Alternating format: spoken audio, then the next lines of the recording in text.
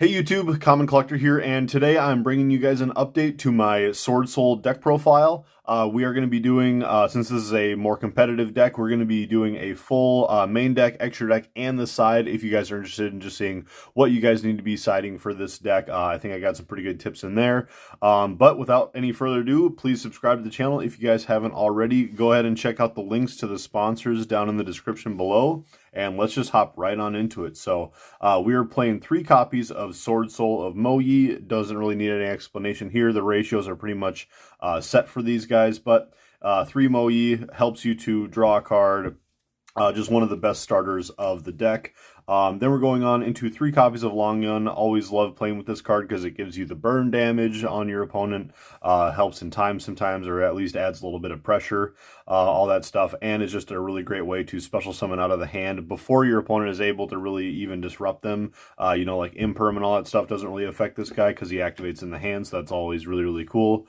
Going on then into 2 copies of Swordsoul of Taya. This card is just always super versatile. If you have it in the graveyard and you can bring it back and then banish a guy from the grave, he's always just really great, like mid and late game. So definitely want to be playing 2 copies of him.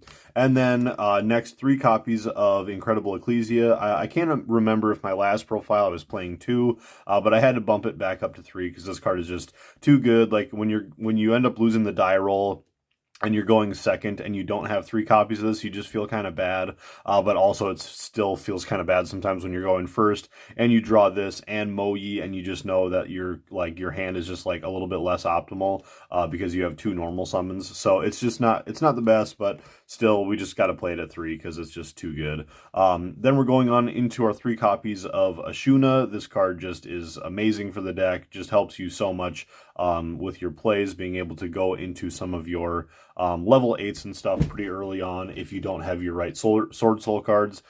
2 copies of Vishuddha, 2 copies of Adhara, and the 1 copy of Shathana. Absolutely love how just sneaky this card is. This guy Matt, shout out to Matt at my locals, he has gotten me with this card when he plays Swordsoul and I'm not paying attention, and then you just like ram into does it have to be into a non-effect monster? Banish this card from your hand or graveyard.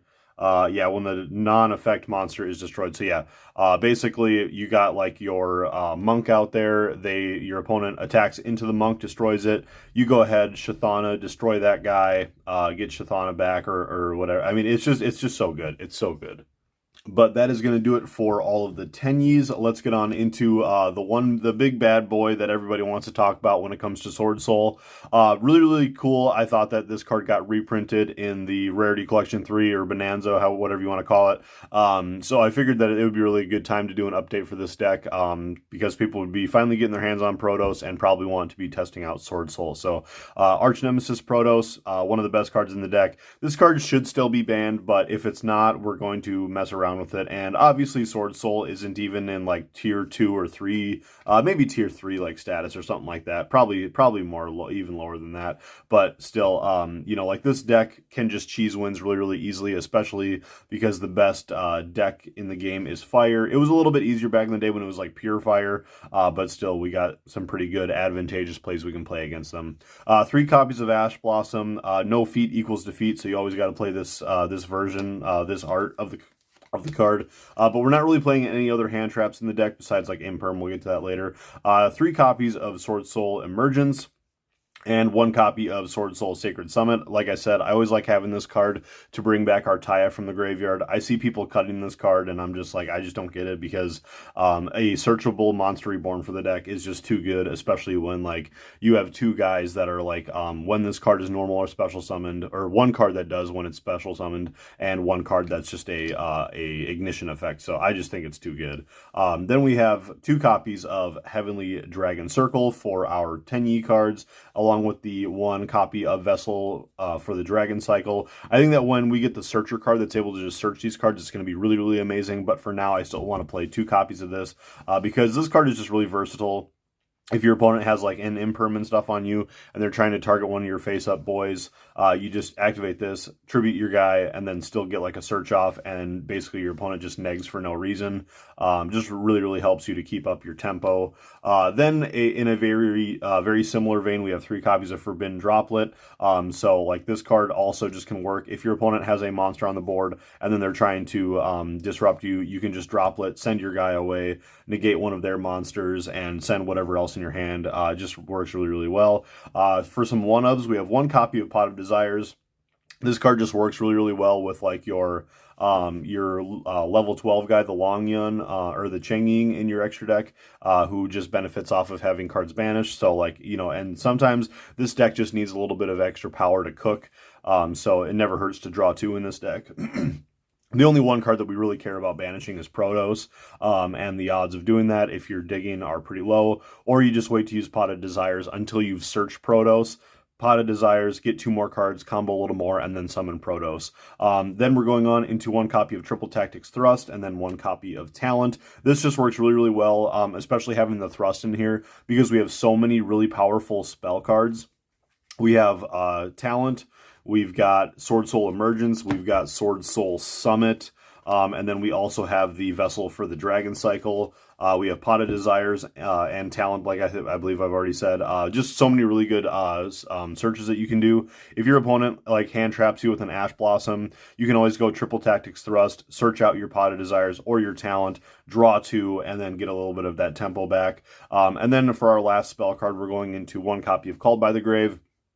We just have a lot of searches that need to go off, especially like if your opponent is holding on their Ash Blossom for your Swordsoul Emergence, then we definitely want to be able to, because that's when you're going to be searching for your Protos. We want to hold on to that Called by the Grave. They're going to let you full combo, and then you might even draw Called by the Grave or Talent off of your Moyi draw. And then your opponent's going to let you go full combo. You're going to search off of your Emergence for your Protos. They're going to try to Ash Blossom you. Maybe you draw into Called by the Grave. Low chance, but it could still happen. You've got Called by the Grave. Banish that Ash Blossom, get your Protos, and win the game. Then we're going on into the traps. We've got 3 copies of Imperm, just for a little bit of hand trap, board disruption, and then 1 copy of Swordsoul Blackout. This card is just a house, and when you get Protos on the field, you can target Protos to destroy him and 2 other cards your opponent controls, and then those cards will get destroyed, but Protos can't be destroyed by card effects, so he's just going to end up staying on the board, so you get free value out of there.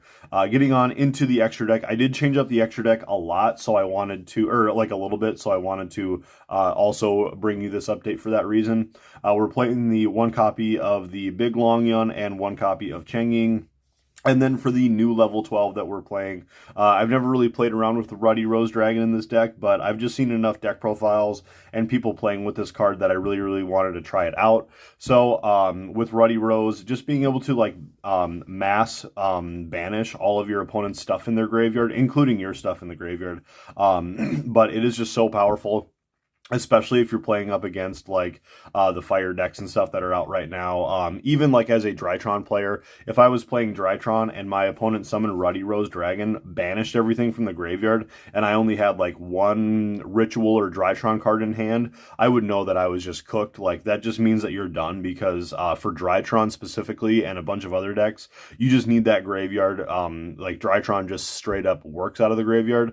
Obviously Drytron's not a meta deck right now, but you get what I'm saying. It's just like there's other decks that just really revolve around the graveyard, so having Ruddy Rose to mass banish in the graveyard, and then it just has a really nice other effect where your opponent activates a card or effect that would destroy a card on the effect. Quick effect, tribute this card, negate the activation, and then you bring out Black Rose Dragon. Like, it's just objectively good. So you're not going to go into it all the time because you generally aren't going to get all 3 of your level 12s off, but having Ruddy Rose as an option is really good. And then we're playing the 1 Black Rose Dragon to complement it, and also just adding this package in Like I said, having the mass graveyard disruption is really good, but also if you can get into Blackrow's Dragon normally, it's just really, really solid to be able to go into Blackrow's Dragon and get mass board breaking, because this deck just doesn't really do much of that. We have a lot of like negation and banishing and all that stuff, and like destroy one card, but we don't have mass board destruction, so that's where Blackrow's Dragon, I think, really, really helps complement this deck. You're not going to go into it a lot, but it is an option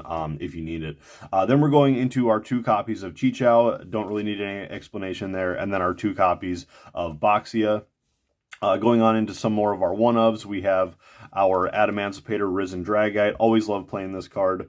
Our 1 copy of Draco Berserker Chowfang to be able to lock Nib out of the game, and all of the other lights, which is just amazing.